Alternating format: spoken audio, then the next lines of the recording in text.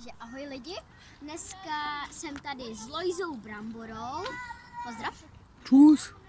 Takže dávajte lajky a odběry, jestli nedáte, tak vám rozmlátím čuně.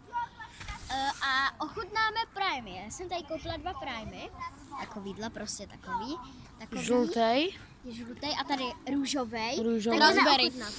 Ticho buď. Takže otevřu. Mňam, tak ten chutná jako citronová limonáda. Mega to chutná. Ochutnám. Tak ochutnáme tenhle strawberry, jak se to jmenuje, Kuba? Strawberry, jahoda a vodní. Raspberry. Ticho buď. Blue raspberry, no, takže. Jahoda a Otevřu. vodní melon, ty Otevřu. sklapni, ty Watermelon. Tohle chutná. Tohle chutná jak normální, mega dobrá jahoda. Vůbec to není slyšet. Už to vidět, tak to piješ. Čau. Vůbec to není squishy.